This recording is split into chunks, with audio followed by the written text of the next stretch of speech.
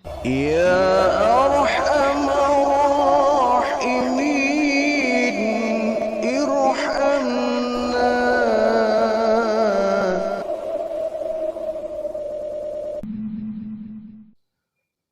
Para pecinta dakwah yang dimuliakan oleh Allah Subhanahu wa taala, kita akan kembali membahas kitab Nasihatul Ibad. Ada satu ungkapan yang sangat berbobot dari seorang sahabat baginda Rasulullah sallallahu alaihi wasallam, yaitu Utsman bin Affan. Semoga Allah meridhoi beliau, di mana beliau mengatakan satu nasihat yang sangat penting untuk kita semuanya. Innal mu'mina fi sittati anwa'i. Hendaknya orang mukmin itu takut terhadap 6 perkara. Hendaknya seorang mukmin itu harus memiliki rasa takut terhadap 6 perkara ini. Apa itu? Yang pertama kata beliau, minal khawfi ahaduhuma min qibalillahi ta'ala ayakhudha minhul iman. Yang pertama, hendaknya dia takut kepada Allah apabila Allah mencabut iman dari dirinya ketika sakaratil maut. Hendaknya seorang mukmin itu takut kepada Allah kalau Allah mencabut iman dari dirinya ketika menghadapi sakaratil maut, atau ketika dia masih dalam kehidupan, belum menghadapi kematian. Takut kalau Allah mencabut iman dari dirinya. Artinya orang yang paling beruntung adalah orang yang oleh Allah ditanamkan iman, diberikan iman, dihidupkan nilai imannya, sehingga dikatakan bahwa iman itu nikmat yang tertinggi dari semua nikmat yang ada. Celaka kalau kemudian ada orang yang dicabut iman dari dirinya. Beruntunglah orang yang kemudian Allah hidupkan imannya. Para mu'alaf yang dia masuk ke dalam agama Allah, menjadi umat muslim, artinya Allah menghidupkan imannya, Allah tumbuhkan nilai imannya, sehingga dia mendapatkan hidayah, petunjuk dari Allah Subhanahu wa taala. Ini orang yang beruntung.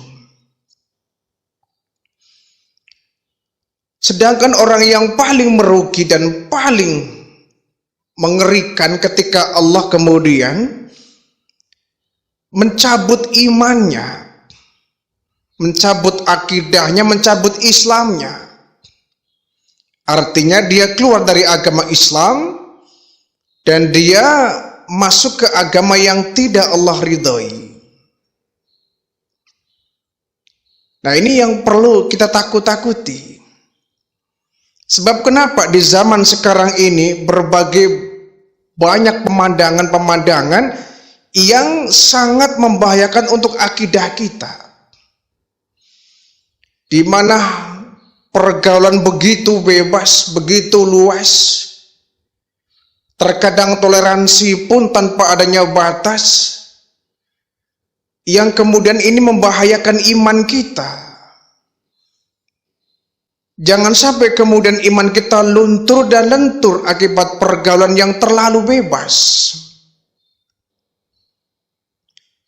Maka kita harus menjaga iman kita dengan baik-baik, ya. Kita pupuk iman kita, kita pelihara iman kita, kita hidupkan iman kita. Kita install ulang senantiasa iman kita agar iman kita aktif.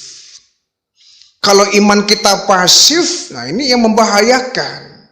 Iman kita turun, iman kita down, sementara kita tidak memiliki rem pengendali, kita terlalu bebas bergaul, khawatir kita akan kebawa oleh orang lain. Karena memang pergaulan sangat besar pengaruhnya dalam mempengaruhi bentuk pribadi kita. Ada orang yang di luar Islam menjadi Islamnya pun karena pergaulan.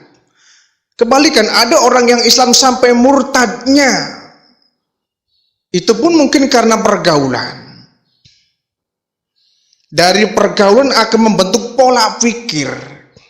Ini yang berbahaya. Ya, kalau kita ingin tetap imannya ini hidup, bergaulah dengan orang-orang yang saleh, orang-orang yang bertakwa kepada Allah, para ulama, para kiai, agar iman kita senantiasa stabil. Jangan jauh dari masjid, jangan jauh dari majelis ta'lim, majelis ilmu, jangan jauh dari Al-Quran. Insya Allah iman kita akan stabil. Tetapi kalau kita imannya sudah buyar, iman kita sudah degradasi, ditambah lagi kita jauh dari agama, jauh dari sentuhan ulama, jauh dari pesantren, jauh dari masjid, jauh dari taklim, jauh dari Al-Quran, ya iman kita akan gampang terbawa oleh orang lain. Jadi kita perlu hati-hati, terutama anak-anak kita ya. Anak-anak kita harus dikuatkan imannya, dikuatkan akidahnya. Dia boleh ahli dalam matematika, dia boleh pintar dalam bahasa Inggris, ya, boleh, tapi iman harus tertanam kuat dalam pribadi mereka, anak-anak kita. Jadi apapun mereka kelak, iman akan tetap aktif dan hidup. Kelak dia jadi pejabat-pejabat yang beriman, kelak dia jadi seorang dokter-dokter yang beriman, kelak dia menjadi seorang tentara-tentara yang beriman, kelak dia menjadi seorang polisi perwira tentara polisi yang beriman, kelak dia menjadi seniman umpama seniman yang beriman, jadi seorang politikus yang beriman. Kenapa? Dasar iman sudah tertanam. Sangat berbahaya kalau anak kita tidak kita kontrol imannya, tidak kita cek akidahnya, kita lindungi mereka, jangan sampai pergaulan mereka rusak, iman pun ikut rusak. Ini yang harus kita khawatirkan.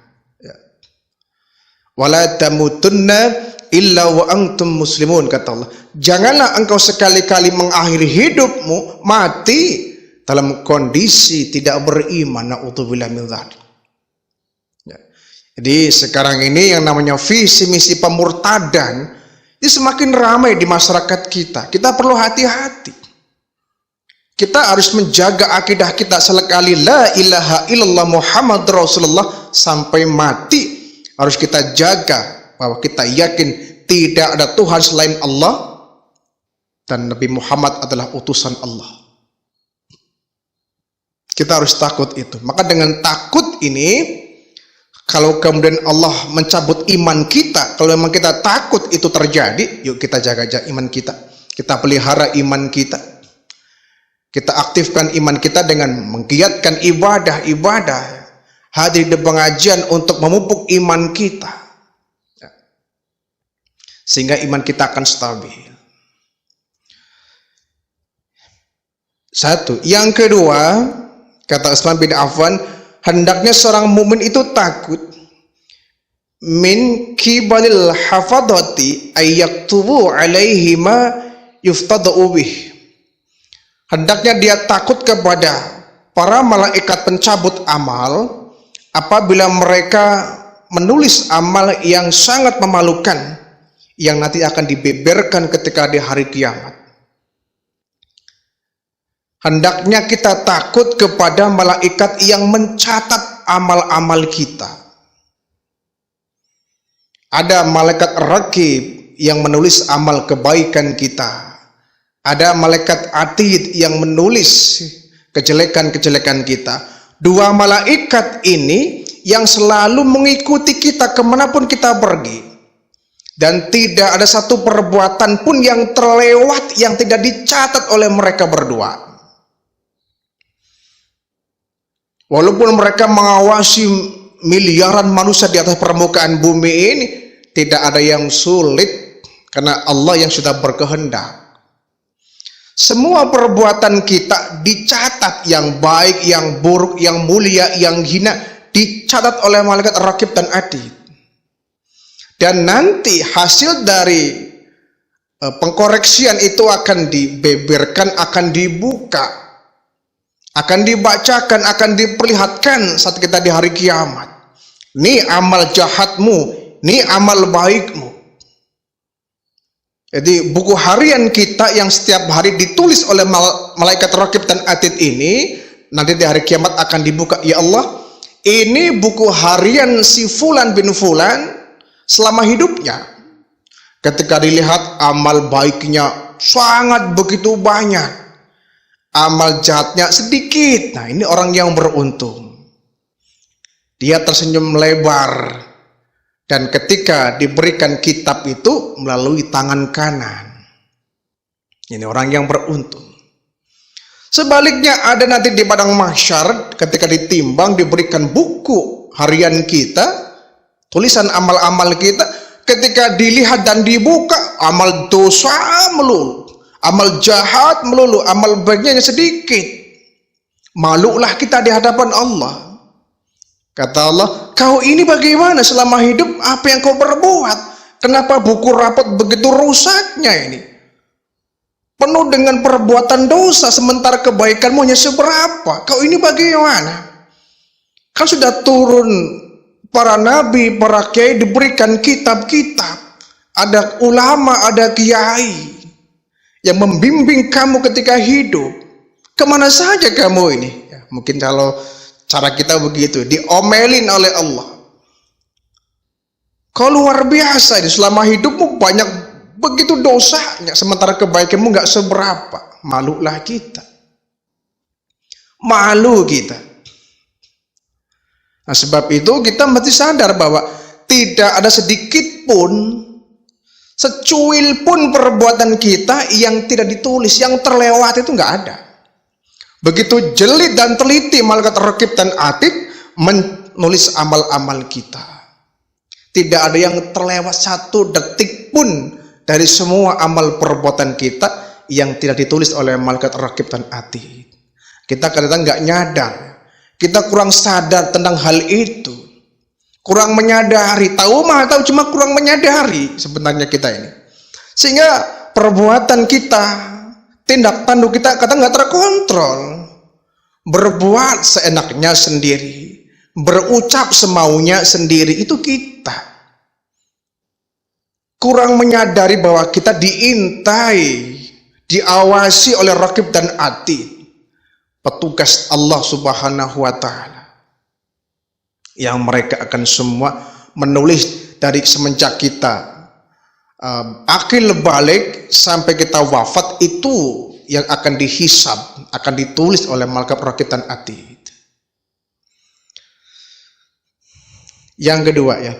Adapun yang ketiga, hendaknya seorang mukmin itu takut min kibali syaitani ayubtila amalahu. Hendaknya mukmin takut kepada setan manakala ia merusak amal perbuatannya. Yang kita takut-takuti dari setan itu sebetulnya bukan wujudnya ya. Tapi yang kita takutkan dari setan itu adalah perbuatannya yang akan merusak amal-amal kebaikan kita. Sebab visi dan misi setan adalah bagaimana merusak iman kita, merusak amal ibadah kita, dan kita terseret ke dalam api neraka. Itu. Karena mereka sudah menyadari iblis itu sudah divonis bahwa dia akan menjadi penghuni neraka untuk selama-lamanya. Maka tugas mereka adalah bagaimana mengumpulkan manusia-manusia ini agar bisa menjadi teman-teman setan di neraka. Cara apapun akan mereka lakukan. Di setiap kita mau ibadah, dihalang-halangilah kita, dirusaklah niat kita, dihancurkanlah amal perbuatan baik kita. Ketika sholat, Dia masuk ke dada kita, membisik kayak kita, sehingga kita nggak bisa konsentrasi, kita nggak bisa khusyuk. Ketika sholat, badan mah iya di masjid, imam ruku ikut ruku, imam sujud ikut sujud, imam salam ikut salam. Kelihatannya kita tunduk di hadapan Allah di masjid, badannya itu. Tapi terkadang hati kita, pikiran kita mengembara kemana-mana. Mengembara kemana-mana. Jangankan makmumnya, imamnya pun kadang-kadang dia mengimami, dia memimpin jamaah, badannya di masjid dia. Tapi terkadang jiwanya melayang, pikirannya mengembara kemana-mana. Hatinya tidak fokus kepada Allah. Ini setan. Alladzi yuwaswisu fi sudurin nas, yang membisikkan di dada manusia. Ucapannya nggak kedengaran. Iblis menggoda kita, itu nggak terdengar ucapannya, nggak terdengar. Tapi yang terasa adalah pikiran kita dibolak-balik. Hati kita dibolak-balik, pikiran kita dibikin melayang. Sehingga badannya melaksanakan sholat, hatinya jalan-jalan, hatinya rapat, hatinya belanja. Badannya di masjid, badannya di mall. Badannya di masjid, tapi hatinya ada di pasar, ada di kantor, ada di lapangan, dan lain sebagainya. Dan setan iblis ini akan tersenyum lebar kalau sudah sholat kita rusak, amal kita rusak, niat kita sudah dihancurkan. Semula kita datang ke masjid niat karena Allah, tapi di tengah jalan kita ketemu orang, bisa saja kita tersembul yang namanya penyakit riya, pamer, agar kita dikatakan orang yang rajin ke masjid. Ini hati-hati ya. Belum ibadah itu baru niat sudah dirusak oleh iblis. Nah, kita harus takut itu ya. Kita kadang-kadang bukan takut tindak tanduk merekanya, malah yang kita takuti adalah rupanya, wujudnya itu. Begitu ada setan lari ya. Padahal yang harus kita takuti bukan wujudnya, tapi adalah tindak tanduk mereka, niat mereka, visi misi mereka untuk menghancurkan kita, umat manusia ini. Adapun yang keempat, hendaknya seorang mukmin itu dia harus takut min kibali malakil mauti ayakhudhahu fi khaflatin baghtah. Hendaknya seorang mukmin takut ketika malaikat Israel mencabut nyawanya tiba-tiba dalam keadaan lalai kepada Allah. Nauzubillah min dzalik. Ini yang kita takut-takuti. Bukan takut matinya sebetulnya ya. Karena apa? Kalau kita takut mati, pasti kita semua akan mati. Yang kita khawatirkan dan takutkan adalah saat kita mati, kondisi iman kita sedang drop. Kondisi iman kita sedang labil, itu yang kita takuti. Bukan takut matinya. Karena apa? Kalau kita takut mati, bagaimanapun setakut-takutnya kita akan terjadi. Kita akan mati pasti.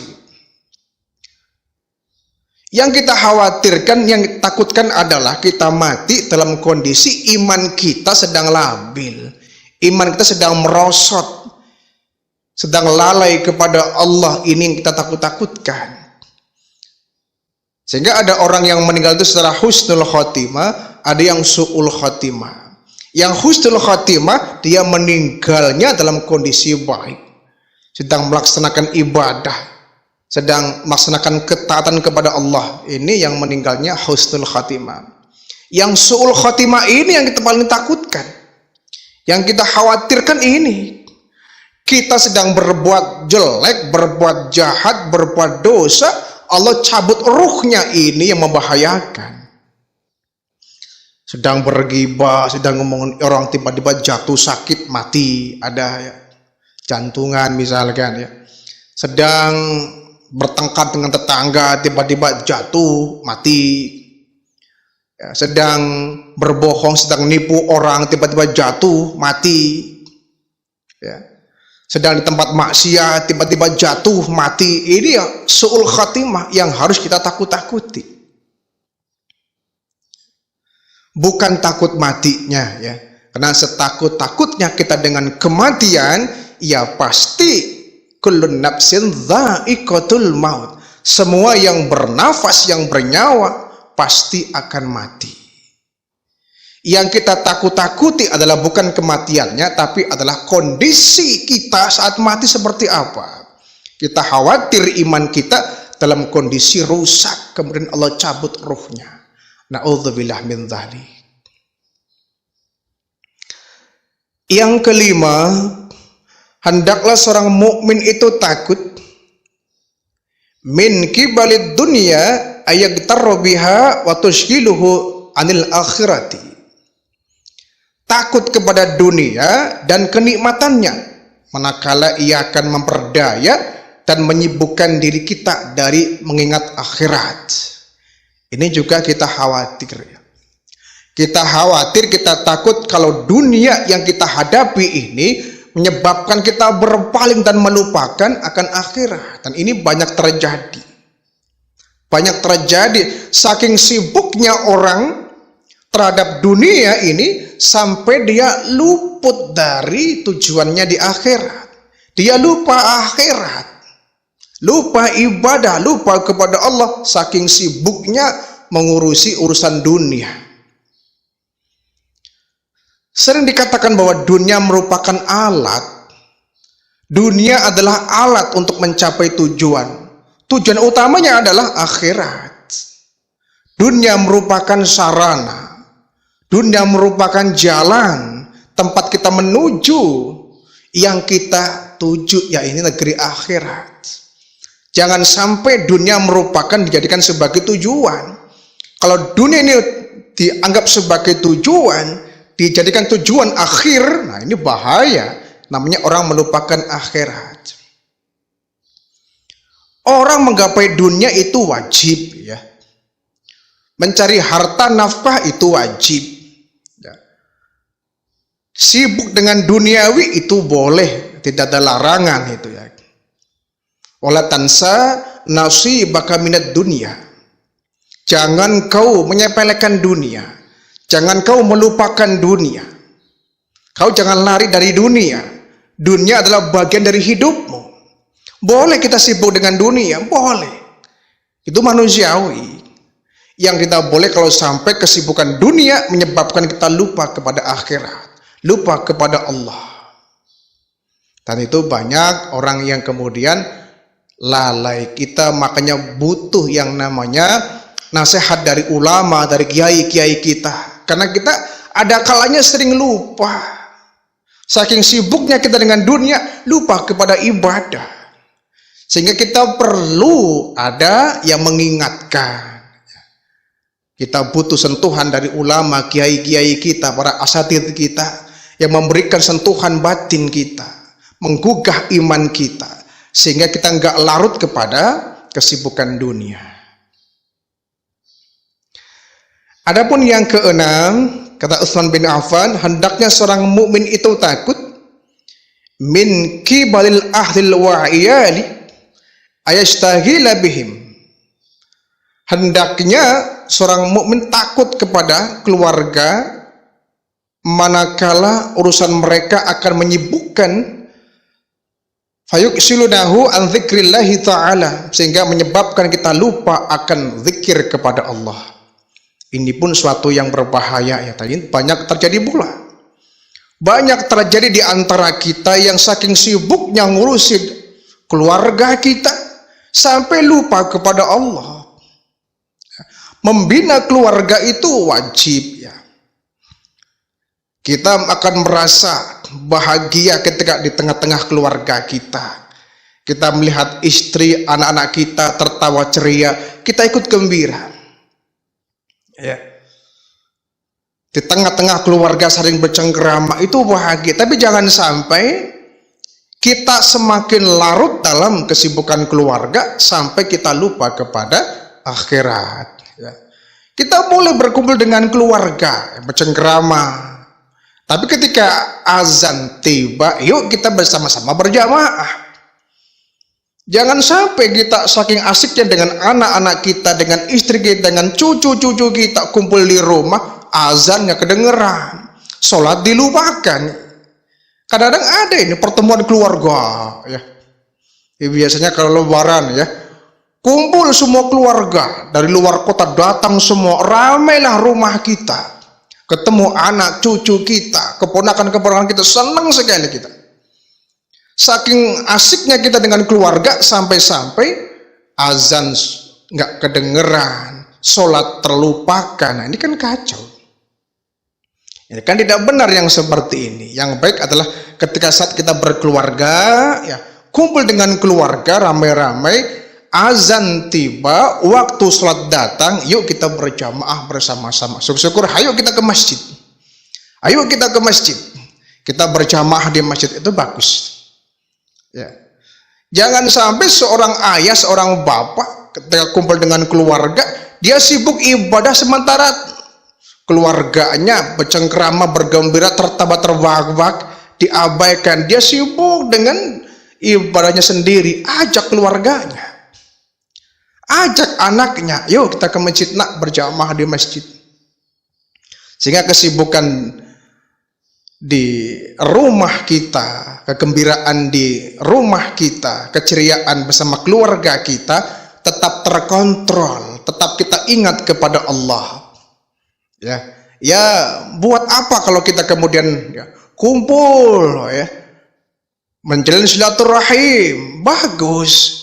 Ya, kumpul dengan anak cucu kita, menantu kita umpama ya, ponakan kita kumpul semua di rumah kita. Bagus itu silaturahim, menjaga kekeluargaan. Tapi jangan sampai dengan Allah justru kita rusak hubungannya. Jadi hablum minallah harus kita jaga, hablum minas pun harus kita jaga. Dengan Allah kita harus tetap ingat, dengan keluarga kita pun tetap ingat. Jangan sampai keluarga kita akan menjadi fitnah yang menyebabkan kita jauh dari Allah Subhanahu wa ta'ala.